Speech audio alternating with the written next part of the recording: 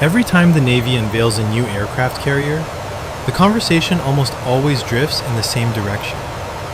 People talk about its size, its speed, and how many jets can fit on the deck at once. Those details are impressive, but they are not the reason aircraft carriers decide wars.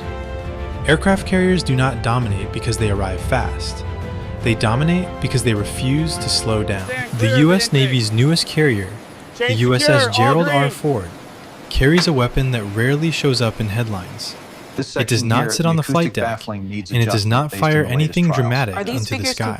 You could watch the ship operate for an entire day and miss it completely. But once you notice it, everything about modern naval warfare starts to look different. The Ford-class carrier did not come cheap, with the ship itself costing around $13 billion. When you include research and development, the total bill climbs several $billion higher. But what gets lost in that argument is what the Navy was actually paying for.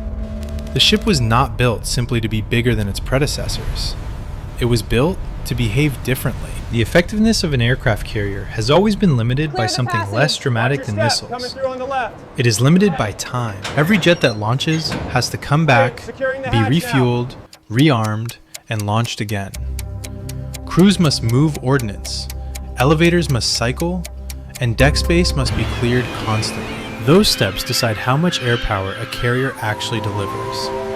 This rhythm is known as sortie generation, and it sets the ceiling on the pressure a carrier can apply. A carrier that carries dozens of aircraft but launches them slowly becomes predictable. A carrier that keeps launching aircraft hour after hour becomes oppressive. The Navy did not ask how fast the ship could go. Nuclear power already solved that.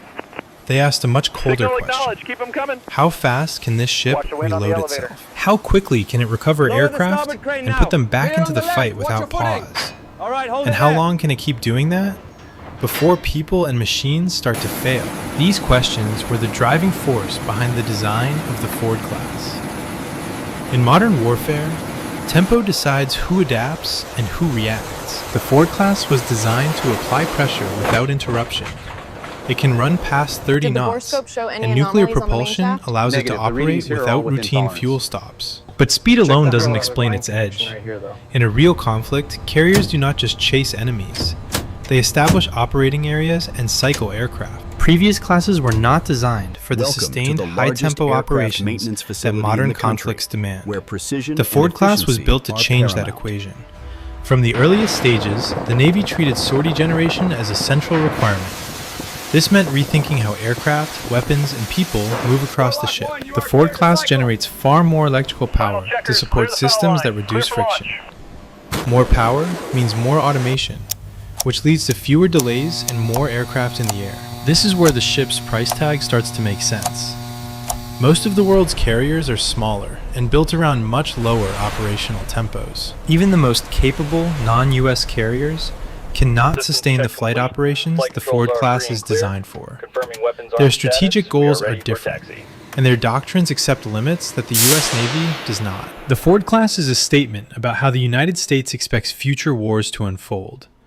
In a conflict across the Pacific, distance is a weapon. Every delay compounds when bases are far apart and replenishment windows are narrow. A carrier that regenerates aircraft faster than an opponent can respond gains a massive advantage. That advantage shows up when aircraft keep arriving after the enemy expects the deck to be empty. It forces defenses to stay under constant pressure instead of short, predictable bursts. The Ford's most important capability is easy to overlook until you see hours of sustained operations. The Navy has been careful about how they discuss these specific sortie numbers publicly. The Ford program has faced technical hurdles, from launch systems to weapons elevators. Those issues matter, and no ship is flawless under combat conditions. But the Ford class represents a deliberate attempt to change how carriers fight. The ship was built to make sustained air power routine instead of exceptional. This shift affects how many carriers are needed to maintain a presence in multiple regions. It changes how adversaries calculate risk and how allies view the balance of power at sea. The USS Gerald R. Ford carries 90 aircraft, but its real strength is how quickly it turns them into pressure. The flight deck may look enormous, but it is one of the most congested workplaces on Earth. On older carriers, bottlenecks like steam catapults and fixed-speed elevators were accepted. When the pace slowed on those ships, it was very hard to recover. The Ford class removes that friction from the system itself. The result is a carrier that behaves like an industrial process optimized for throughput. The most visible change is the replacement of steam catapults with EMALS, the electromagnetic aircraft launch system. This provides precise control and handles a wider range of aircraft with less wear and tear. The ship's island was also moved further aft. This opens up deck space and improves the flow of aircraft between landing and launching. Below the deck, advanced weapons elevators move ordnance faster and more efficiently. Automation allows the Ford class to operate with fewer sailors than previous carriers. All these changes point toward faster launches, faster recoveries, and less friction.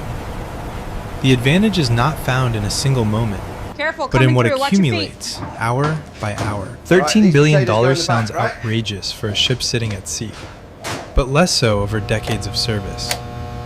The U.S. Navy expects its carriers to be mobile air bases, capable of sustained combat far from home. If a carrier slows down, it becomes predictable and manageable.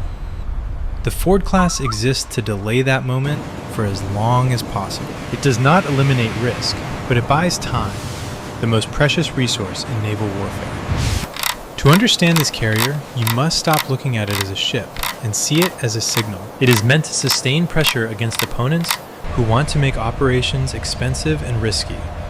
A carrier that can launch aircraft all day long is fundamentally different from one that can only do short bursts. The difference shows up on the third day, the fifth day, and the second week of a conflict.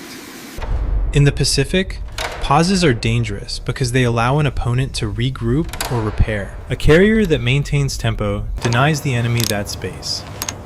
Analysts often talk about windows to strike or resupply, measured in hours. The Ford class effectively shortens those windows for the other side. This is why the ship has drawn so much attention from planners focused on the Pacific theater. Sustained pressure wears down even the most sophisticated systems and human crews. The Navy argues that one high-tempo carrier can offset the workload of multiple older ships. This capability allows the Navy to signal resolve without needing dramatic gestures. It forces adversaries to respond continuously, rather than episodically. However, this advantage is not free. It stresses aircraft, maintenance cycles, and supply chains.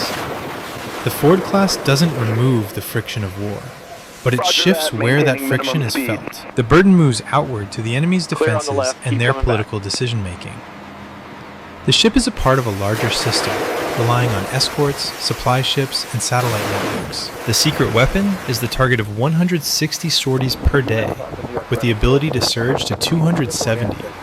The faster you complete that cycle, the more pressure you apply. In a Pacific conflict, this reload speed becomes decisive. It exhausts enemy sensors, expends their missiles faster, and forces mistakes. The Navy did not pay for a prettier ship. They paid to change how carriers behave under stress. The most powerful weapon is not what the carrier fires, but how often it can keep firing. That is the secret weapon shaping how the next war will be planned. If you were building the next generation of carriers, would you spend money on flash or on endurance? Would you chase the spectacle, or would you design for the long grind? And yes, share your thoughts below. I read every comment. If you want to support the channel and help us tell these naval stories, consider joining the fleet. Thanks for watching, and I will see you in the next one.